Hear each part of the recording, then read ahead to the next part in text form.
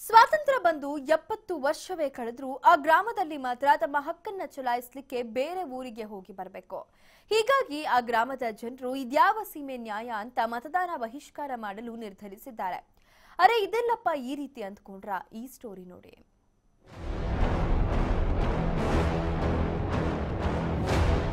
ಸರಿಸುಮಾರು 800ರಿಂದ 900ರಷ್ಟು ಜನಸಂಖ್ಯೆ ಇರುವ ಗ್ರಾಮವಿದು. ನೋಡಲು ಉತ್ತಮ ರಸ್ತೆ, ಶಾಲೆ ಸೇರಿದಂತೆ ಎಲ್ಲಾ ಮೂಲ ಸೌಕರ್ಯ ಇರುವ ಊರು.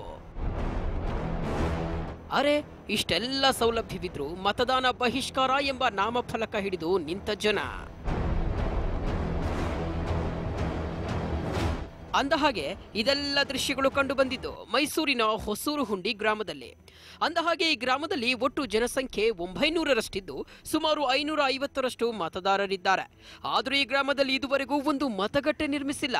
ಮತದಾನ ಮಾಡಲು ಪ್ರತಿ ಬಾರಿ ಪಕ್ಕದ ಊರು ಕೆರೋಹಟ್ಟಿ ಗ್ರಾಮಕ್ಕೆ ಸುಮಾರು 3 ಕಿಲೋಮೀಟರ್ ನಡೆದುಕೊಂಡು ಹೋಗಬೇಕು. ನಿಯಮದ ಪ್ರಕಾರ 400 ಮತಗಳಿರುವ ಒಂದು ಗ್ರಾಮಕ್ಕೆ ಒಂದು ಮತಗಟ್ಟೆ ಇರಬೇಕು.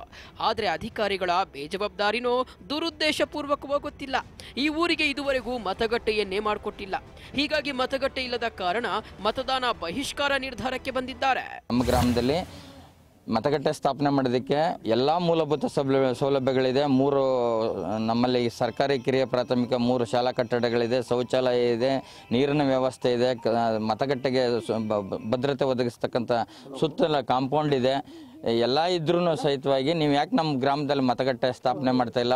ಇತ್ತ ಗ್ರಾಮದ ಜನ ಮತದಾನ ಬಹಿಷ್ಕಾರ ಮಾಡಿದ್ದಾರೆ ಎಂಬ ವಿಚಾರ ತಿಳಿದ ಟಿ ನರಸೀಪುರ ತಹಶೀಲ್ದಾರ್ ಸೇರಿದಂತೆ ಸಂಬಂಧಪಟ್ಟ ಅಧಿಕಾರಿಗಳು ಗ್ರಾಮಕ್ಕೆ ತೆರಳಿ ಮನವೊಲಿಸುವ ಪ್ರಯತ್ನ ಮಾಡಿದ್ದಾರೆ. ಆದರೆ ಅಧಿಕಾರಿಗಳು ಭರವಸೆ ನೀಡಿದ್ರು ಕೂಡ ನಮಗೆ ಈಗಲೇ ಮತಗಟ್ಟೆ ವ್ಯವಸ್ಥೆ ಮಾಡಿಕೊಡಿ, ಇಲ್ಲ ಅಂದ್ರೆ ಈ ಬಾರಿ ಮತದಾನ ಬಹಿಷ್ಕಾರ ಮಾಡ್ತೀವಿ ಅಂತ ಗ್ರಾಮಸ್ಥರು ಪಟ್ಟು ಹಿಡಿದಿದ್ದಾರೆ. ಹೊಸೂರುಂಡಿ ಗ್ರಾಮದಲ್ಲಿ 500 ಓಟ್ ಇದೆ, ಧರ್ಮಹಿನ್ನುಂಡಿನ ಗ್ರಾಮದಲ್ಲಿ ಬರೀ 200 ಓಟ್ ಇದೆ. ಇದು ಸೌಕರ್ಯ ನಮ್ಮ ಹೊಸೂರುಂಡಿ ಗ್ರಾಮದಲ್ಲಿ ಎಲ್ಲ ಚೆನ್ನಾಗಿದೆ. ಅದನ್ನು ಬಿಟ್ಟು ಅವರು ಧರ್ಮಹಿನ್ನುಂಡಿಗೆ ಬೂತ್ ಕೊಟ್ಟವ್ರೆ. ಆ ವಿಚಾರಕ್ಕೆ ನಾವು 190 ಓಟ್ ಇರೋದಕ್ಕೆ ಕೊಟ್ಟಿದ್ದೀರಿ.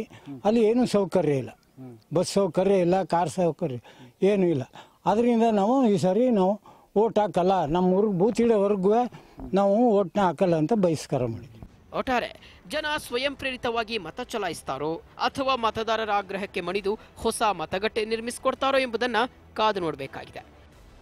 ರಾಜೇಶ್ ಅಳಗಂಚಿ, TV5, ಚಾಮರಾಜನಗರ.